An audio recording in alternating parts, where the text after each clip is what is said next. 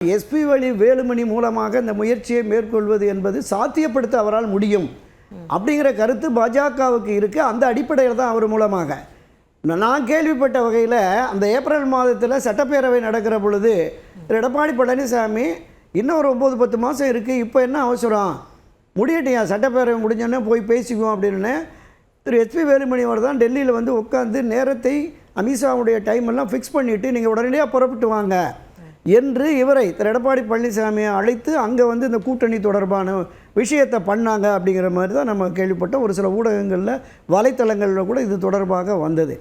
ஆனால் நோக்கம் என்பது திராவிட முன்னேற்ற கழகத்தை வீழ்த்த வேண்டுமென்றால் ஒரு வலிமை மிக்க வெளியில் ஒரு 3-4% வாக்குகள் இருந்தால் கூட அது வேண்டும் அப்படிங்கிறது தான் பாஜகவின் பார்வையாக இருக்கிறது.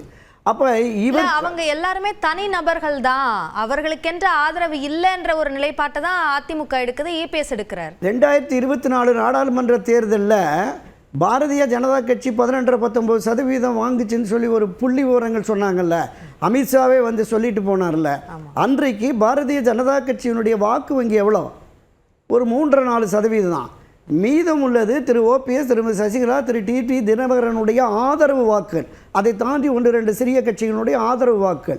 குறைந்தபட்சம் ஒரு 10-12% திரு ஓபிஎஸ், திருமதி சசிகலாவினுடைய ஆதரவு வாக்குகள் தான் 2024 என்டிஏவுக்கு ஒரு கூடுதல் அந்த சதவீதத்தை கொண்டு வந்தது. அது கள யதார்த்தம். இது தொடர்பாக திரு அமித்ஷா அவர்களே பல நேரங்களில் சொல்லியிருக்கிறார். இல்லை, அவர் சொல்லியிருக்காரு, இல்லை நீங்கள் சொல்கிற கணக்குப்படி 10% வாக்குகள் அவங்க கிட்ட இருக்குது அப்படின்னா நேரம் கூட்டணியில் சேர்த்துருப்பாங்களே. அதுதான் சொல்கிறேன். இந்த பிடிவாதம் இருக்கிறதுல திரு எடப்பாடி பழனிசாமி அவர்கள் வந்தால் தனக்கு தன் பதவிக்கு ஆபத்து என்கிற அந்த பயத்தில் அவர் இந்த பிரச்சனையை சொல்கிறார். நீங்கள் ஒரு கட்சி வெற்றி பெற வேண்டும், நீங்கள் ஒரு வரட்டு பிடிவாதம் காரணமாக கிட்டத்தட்ட ஒரு 52,000 ஆண்டுகளை கடந்து அதிமுக நின்று நிலைத்திருக்கும்னு இதனுடைய நிறுவன தலைவர் புரட்சித் எம்ஜிஆர் சொல்கிறார். 52 வருஷத்தில் ஒரு சரிவு பின்னடை வந்தது. நீங்கள் தன்னுடைய சுயநலத்தை மறந்து கட்சியினுடைய நலம் முக்கியம், வெற்றி முக்கியம் என்று கருதி களமாடணும்ல, அது இல்லை. இல்லை, அதிமுக தோல்வி அடைந்ததற்கு காரணமே கட்சிக்குள்ள இருந்து அதற்கு எதிராக செயல்பட்டவர்கள் தான். அந்த களைகள் எல்லாம் நீக்கப்பட்டுருச்சு, அதனால இதற்கு பிறகு அதிமுக வெற்றி பெறும்னு அவரோட நிலைப்பாட்டை அப்படி விவரிக்கிறார் அவர்.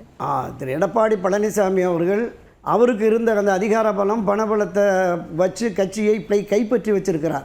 அதனால தான் கட்சியை காப்பாற்றும் பொறுப்பு எங்களுக்கு இருக்குன்னு திரு ஓபிஎஸ், திருமதி சசிகலா போன்றவர்கள்லாம் பேசி வந்தாங்க.